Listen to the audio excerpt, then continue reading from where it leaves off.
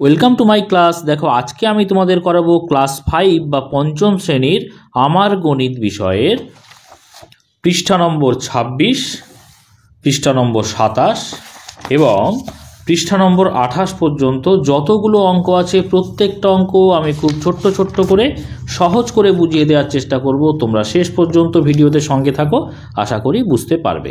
তো চলো শুরু করা যাক। দেখো এখানে কি বলছে, সহজে গ্রামের জনসংখ্যা গুণী। কি বলছে দেখো, আমরা দেখলাম মধুপুরের জনসংখ্যা ৬,৮৭৬ জন। আমার বন্ধুরা দেখলো গোবিন্দপুরের জনসংখ্যা ৩,১২৩ জন। তো দেখো এখানে মধুপুরের জনসংখ্যা এইভাবে একক, দশক, শতক, হাজার কাঠির মধ্যে বিভিন্ন কালারের বল সাজিয়ে সেটাকে লেখা হয়েছে ৬,৮৭৬ জনকে। এবং বন্ধুরা যেটা দেখেছে গোবিন্দপুরের জনসংখ্যা, সেটা দেখো এভাবে কাঠির মধ্যে বিভিন্ন কালারের বল সাজিয়ে একক, দশক, শতক, হাজারের কাঠিতে বল সাজিয়ে কিন্তু সেখানে দেখানো হয়েছে। কিভাবে দেখো, ৬,৮৭৬ জন একক, তাহলে কি হচ্ছে ৬। দেখো এখানে আমরা ৬-এর ওপরে যদি একক লিখি, এর ৭-এর ওপরে হচ্ছে দশক, ৮ হচ্ছে শতক, আর ৬ হচ্ছে হাজার। ঠিক আছে, তাহলে দেখো হাজারের জায়গায় কটা বল করা হয়েছে নীল কালারের বল, ১, ২, ৩, ৪, ৫, ৬। আবার দেখো শতকের ঘরে কটা আছে, ৮টা, তাই না? তাহলে শতকের ঘরে এখানে গুনো ১, ২, ৩, ৪, ৫, ৬, ৭, ৮। আবার দেখো দশকের ঘরে কটা আছে, ৭টা। দেখো হলুদ বল কটা আছে, ১, ২, ৩, ৪, ৫, ৬, ৭টা। আর এককের ঘরে কটা আছে, দেখো ৬টা।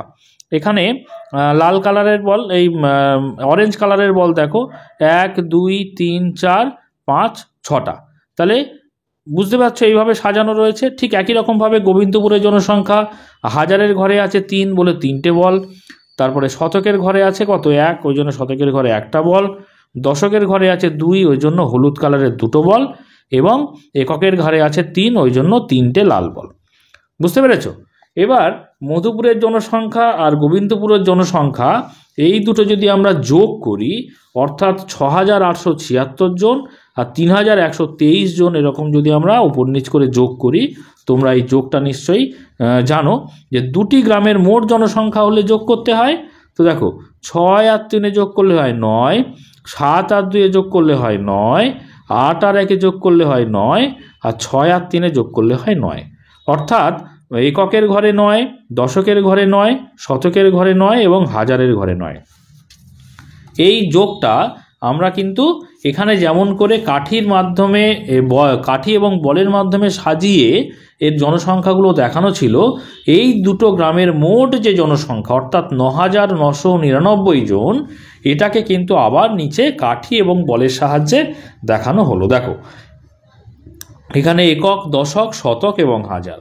এককের ঘরে কটা পেয়েছি আমরা, ৯ জন, তাহলে ৯টা বল আছে, ১, ২, ৩, ৪, ৫, ৬, ৭, ৮, ৯। দশকের ঘরে ৯, শতকের ঘরে ৯ এবং হাজারের ঘরে ৯, প্রত্যেকটা ঘরে কিন্তু ৯টা করে বল। আর একটা জিনিস জানবে যে এক একটা কাঠিতে, অর্থাৎ এককের ঘর, দশকের ঘর, শতকের ঘর, হাজারের ঘর, এখানে কিন্তু সবচেয়ে বেশি ৯টা করেই আমরা সংখ্যা লিখতে পারি বা বল সাজাতে পারি। ৯টার বেশি, একটা বেশি হবে না, অর্থাৎ 10টা কিন্তু হবে না। 10টা হলেই কিন্তু আগের ঘরে একটা চলে যাবে। বুঝতে পেরেছো? ধরো এখানে আর একটা বল যদি আমি সাজাতে চেষ্টা করি, হবে না কিন্তু, অর্থাৎ 9টা ম্যাক্সিমাম হবে। যদি আর একটা বল সাজাতে চাই, তাহলে এই 10টার বদলে একটা দশকের ঘরে চলে যাবে। বুঝতে পেরেছো? এবারে এখানটায় কি লেখা আছে দেখো, কিন্তু আমার জনগণনায় কিছু ভুল ছিল, একজন বেশি হবে, অর্থাৎ ৯,৯৯৯ জন, তার সঙ্গে যদি আমরা ১ যোগ করি, দেখো এখানে, তাই দুটি গ্রামের মোট জনসংখ্যা কত হচ্ছে, ৯,৯৯৯ যোগ ১, দুটো যোগ করলে কত হবে বলো তো, ১০,০০০ হবে, তাই না? এটা কিভাবে হচ্ছে দেখো, আমরা এখানটায় যদি করি, তোমরা দেখো এখানটায় আমি যোগ করে দিচ্ছি, ৯,৯৯৯ যোগ ১, যোগ করলে কত হচ্ছে, ৯ আর ১-এ ১০, ১০-এর শূন্য, হাতে থাকছে ১, সেই একটা হাতের ৯-এর সঙ্গে যোগ করলে হচ্ছে ৯ আর ১-এ ১০, ১০-এর শূন্য, হাতে থাকছে ১, সেই একটা ৯-এর সঙ্গে যোগ করলে ৯ আর ১-এ ১০, ১০-এর শূন্য, আবার হাতে থাকছে ১, সেই একটা আবার ৯-এর সঙ্গে যোগ করলে ৯ আর ১-এ ১০, ১০-এর শূন্য, হাতে থাকছে ১, যেহেতু আর সংখ্যা নেই তাহলে 1 করতে 1। তাহলে কত হলো বলো তো? একক, দশক, শতক, হাজার, অযুত পর্যন্ত চলে এলো। এখানে কিন্তু হাজার পর্যন্ত কাঠি আছে। তাহলে মোট কত সংখ্যা পেলাম? 10,000 পেলাম। বুঝতে পেরেছ? অযুতের ঘরে 1 আর হাজারের ঘরে 0 মানে 10,000। এবারে এই যে বিষয়টা, 1 তো সংখ্যা বেড়ে গেল, তার জন্য কি বিষয়টা হচ্ছে দেখো তো, কিভাবে আমরা 10,000 পেলাম। এখানে তো 1000 পর্যন্ত আছে, তাহলে একটা অযুতের ঘর কিন্তু আমাদের যেতে হবে। সেটা কিভাবে হচ্ছে আমরা পৃষ্ঠা নম্বর 27 কিন্তু দেখব। তো দেখো এখানে কি বলছে, বল বসিয়ে দেখি জনসংখ্যা কত হবে। 4টি কাঠির বা ঘরের একক, দশক, শতক ও হাজার প্রত্যেকটিতে 1 করে একটি বল বসিয়ে দেখি। দেখো একটা লোক তো বেশি হয়েছে, জনসংখ্যা করতে ভুল করেছিল গণনা করতে, তার জন্য একটা লোক বেশি হয়ে যাচ্ছে। তাহলে প্রথমে আমরা এককের ঘরে যোগ করছি, সেই বলটা সাজানোর চেষ্টা করছি। কিন্তু আমি আগেই বলেছি যে একটা কাঠিতে আমরা সবচেয়ে বেশি 9 জন করে বা 9টা বল কিন্তু সাজাতে পারবো। যেই একটা এখানে আসছে তাহলে 9 এর 1 কটা হয়ে যাচ্ছে? 10 হচ্ছে। তাহলে 10 তো রাখা যাবে না, যখনই একটা 10 হয়ে যাবে সেই 10-এর বদলে একটা 1 বাঁদিকের ঘরে যোগ হয়ে যাবে। বুঝতে পেরেছ? তাহলে এখানে 10 ছিল, যেহেতু 10 হয়ে যাচ্ছে, তার পরের ঘরে দেখো একক ফাঁকা হয়ে গেল, সেই ফাঁকা করে একটা নতুন বল, হলুদ বল এখানে কিন্তু চলে এলো। যেহেতু এখানে 10 হয়ে গেছে, 10-এর বদলে একটা হলুদ বল এখানে দশকের ঘরে চলে এলো। কিন্তু দশকের ঘরেও তো 9 জন অলরেডি রয়েছে, অর্থাৎ 9টা বল অলরেডি সাজানো আছে। তাহলে হলুদ বল যদি একটা এখানে আনা হয়, তাহলে এখানেও 10টা হলুদ বল হয়ে গেল। 10টা হলুদ বল যেই হয়ে যাবে, 10টার থেকে 10-এর বদলে একটা সবুজ বল কি হয়ে যাবে? শতকের ঘরে চলে যাবে। সেটা দেখো এই ছবিতে হয়ে যাচ্ছে। দশকের ঘর হয়ে গেল ফাঁকা এবং একটা সবুজ বল শতকের ঘরে চলে এলো। আবার শতকের ঘরে দেখো 9টা তো ছিলই বল, আবার একটা চলে এলো, মানে 10টা হয়ে গেল। তাহলে 10টার বদলে একটা বল কোথায় চলে যাবে? হাজারের ঘরে। দেখো 10টার বদলে একটা হাজারের ঘরে বল চলে এলো পরের ছবিতে।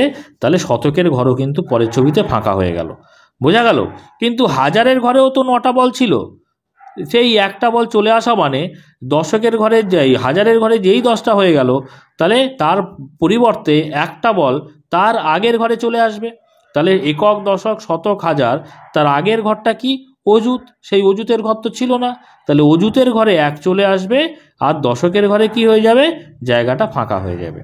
ঠিক দেখো নিচে সেই ছবিটা দেয়া আছে, একক, দশক, শতক, হাজার, নতুন একটা ঘর করা হয়েছে অযুত, যেখানে নাকি এখানে 10টা হাজার হয়ে যাওয়ার জন্য সেখান থেকে একটা বল অযুতের ঘরে চলে এসছে। বুঝতে পারছো? এই অযুতের ঘরে দেখো 1 লেখা আছে, আর একক, দশক, শতক, হাজার 1 করে সবগুলো কিন্তু ফাঁকা হয়ে গেছে।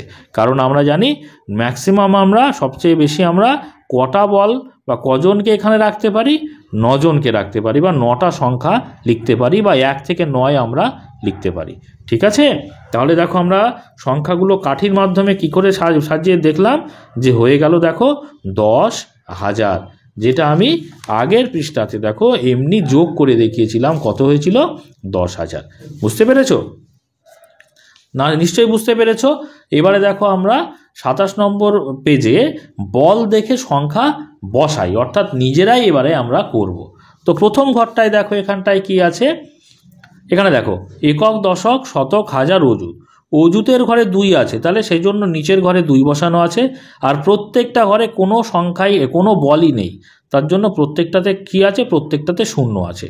তাহলে আমরা এই হাজার আর তার আগের ঘর অযুত, এই দুটো ঘর মিলে কিন্তু 1000। বুঝতে পেরেছো? এই ঘর আর এই ঘর দুটো মিলে 1000। তাহলে পরে 2 আর 0 তার মানে কত হচ্ছে? 20 হচ্ছে। তাহলে এখানটায় আমরা কি লিখব? 20,000। 20,000। ঠিক আছে? তাহলে সংখ্যাটা কত দাঁড়াচ্ছে? দেখো 20 হলো, তারপরে 3টে 0, 1 2 3, 20,000 হয়ে গেল। নিশ্চয়ই পারবে তোমরা। পরেরটা দেখো, এখানে অযুতের ঘরেই শুধু কটা বল আছে? 1 2 3 4 5। ঠিক আছে? তাহলে 5-এর জন্য এখানে 5 লিখি, আর সবগুলো 0 আছে, তাহলে এখানে 0 0 0 0 হলো। এবার আমি কি বলেছি? হাজার আর অযুতের ঘরের সংখ্যা মিলে হচ্ছে 1000 হবে। তাহলে দেখো হাজার আর অযুত মিলে কত হচ্ছে? 50 হচ্ছে, তাই না? তাহলে এখানে লিখব 50,000। 50,000। ঠিক আছে? তাহলে সংখ্যাটা আমি এখানে লিখি, 5-এর পরে কটা শূন্য? 1 2 3 4, 1 2 3 4, 50,000 হয়ে গেল। এবারে চলো পরের ঘরে। এখানেও দেখো অজুতের ঘরে কটা বল আছে? 1 2 3 4 5 6, তাহলে এখানে লিখলাম 6। আর হাজারের ঘরে আছে 1 2, তাহলে এখানে লিখলাম 2। আর অন্যগুলোতে নেই বলে শূন্য লিখে দিলাম। ঠিক আছে, আমি বলেছি হাজার আর অজুত মিলে হচ্ছে হাজার, আমরা গুনবো। তাহলে দেখো 62 হচ্ছে, তাই না? তাহলে 62,000, 62,000। ঠিক আছে, তাহলে সংখ্যাটা আমরা লিখবো। দেখো 62-র পরে কটা শূন্য? 1 2 3, 1 2 3, 62,000 হলো। এর পরের পেজে চলো আমরা 28 নম্বর পৃষ্ঠাতে করব। কি বলছে এখানে? একই রকম বিষয় সবগুলোই আছে, আমরা পরপর করে যাব। দেখো এখানে অজুতের ঘরে কটা বল আছে? 1 2 3 4 5 6 7টা, তাহলে এখানে 7 লিখলাম। আর এখানে 1 2 3 4, তাহলে এখানে 4 লিখলাম, তাই তো? 1 2 3 4 5 6 7 ঠিক লিখেছি। এবারে অন্যগুলো দেখো শূন্য আছে, কিচ্ছু নেই, তার মানে শূন্য বসিয়ে দিলাম। ওকে, তাহলে দেখো এই হাজার আর অজুত মিলে হচ্ছে হাজার, তাহলে 74,000 হচ্ছে, তাই না? লিখবো এখানে 74,000 হলো।